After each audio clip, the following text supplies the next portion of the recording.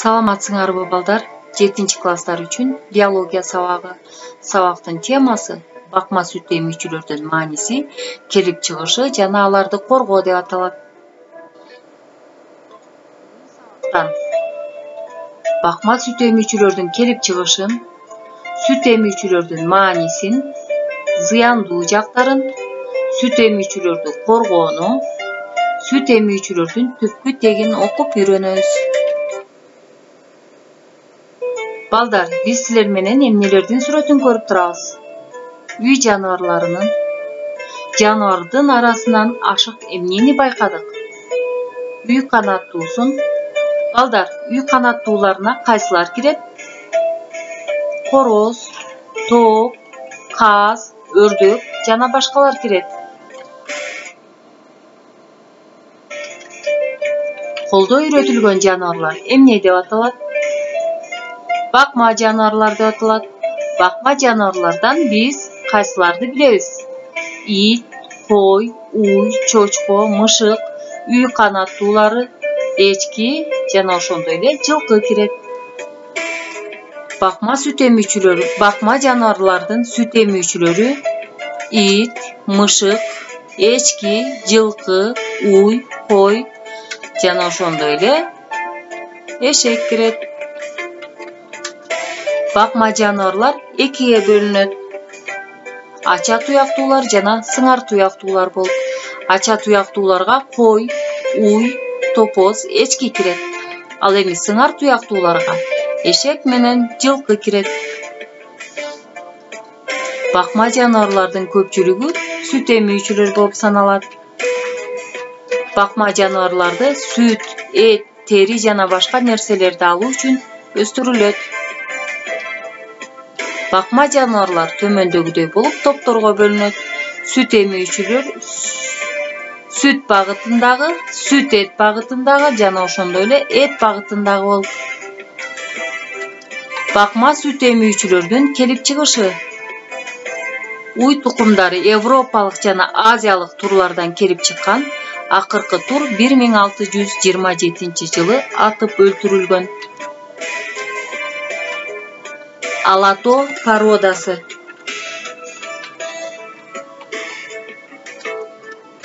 Кыргызстан жана Казакстанда уй өстүрүүчү чарбаларда чыгарылган.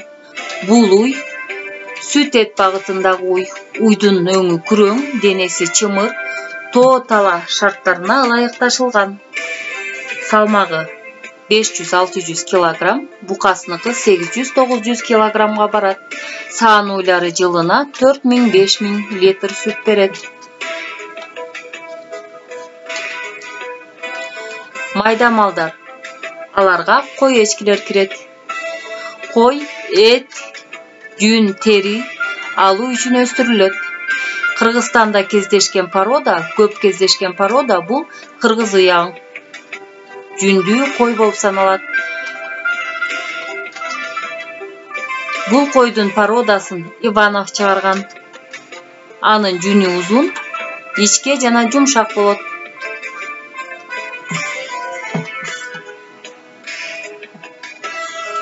Тяншан чала уяң жүндүү кой.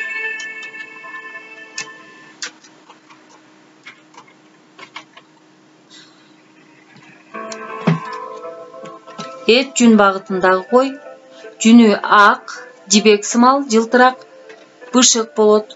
Кочкорунан 8-9 килограмм, коюнан 3,6, 4,2 килограммга чейин жүн алынат.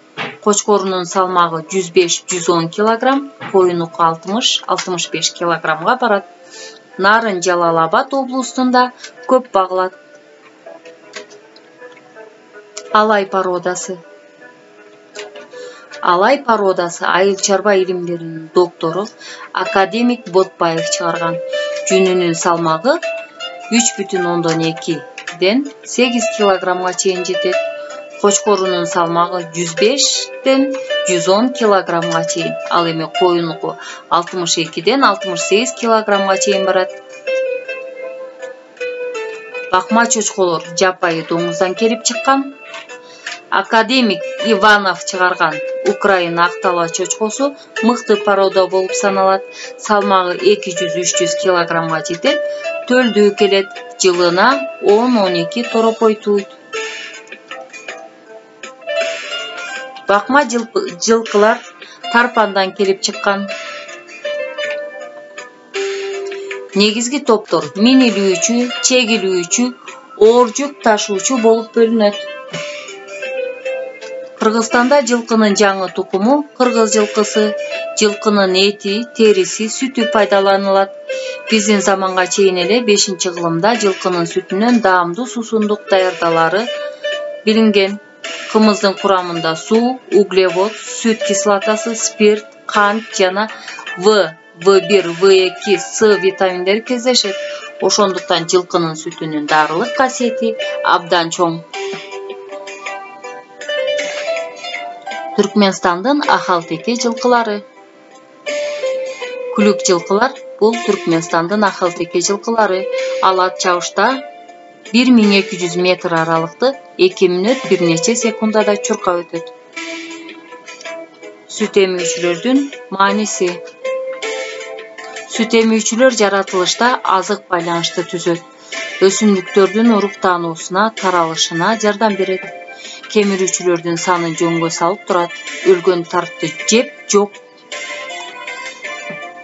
жоготуп санитардык роль аткарат. Зыяндуу кумурска малдарды жоготот. Сүт эмүүчүлөрдөн сүт, эт, жүн, тери, тамак аштар алынат.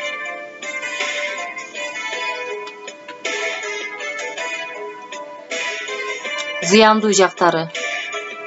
Азык түлүктү жеп жоготот. Мөмө дарактардын кабыгын кемирип, куурап калышына алып келет. Өсүмдүктөрдүн уругун жеп, зыян келтирет. Жугуштуу ооруларды ташыйт. Сүт эмүүчүлөрдү коргоо. Сүт эмүүчүлөрдүн кээ бир түрлөрү азайып, жок болуу алдында турат. Аларды коргоо үчүн Кызыл китеп уюшулган. Кыргызстандын Нарын коругунда марал, бугу, күрөң аюу, жетөгүз коругунда күрөң аюу, тоотеке, эчкилер коргоого алынган.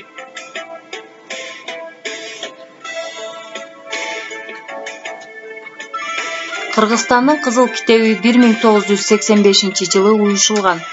Аларга сүт эмүүчүлөрдүн 13 түрү киргизилген. 2006 жылы чыгарылган Кызыл китебинде 26 түрү киргизилген. Аларга кундуз, суусар, сүлөөсүн, илбирс, бугу, марал жана башкалар кирет. Сүт эмүүчүлөрдүн түпкү теги.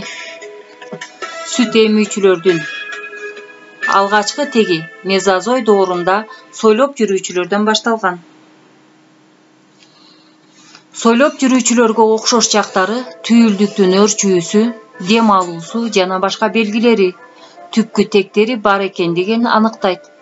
Сойлоп жүрүүчүлөр менен сүт эмүүчүлөрдүн ортосунда көп айырмачылыктар бар.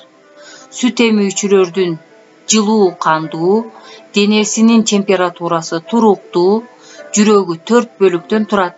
Мээсинин түзүлүшү татаал, баласын боюна көтөрөт. Сүт менен багат. Биз бүгүн сабактан эмнени билдик? Бакма сүт эмүүчүлөрдүн келип чыгышын, сүт эмүүчүлөрдү коргоону, сүт эмүүчүлөрдүн түпкү тегин, зыяндуу жактарын, сүт эмүүчүлөрдүн мааниси жөнүндө түшүнүк алдык. Анда эмесе балдар, үйгө тапшырма менин сүйүктүү жаныбарым деген темада кыскача эссе жазабыз. Көңүл бурганыңыздар үчүн чоң рахмат.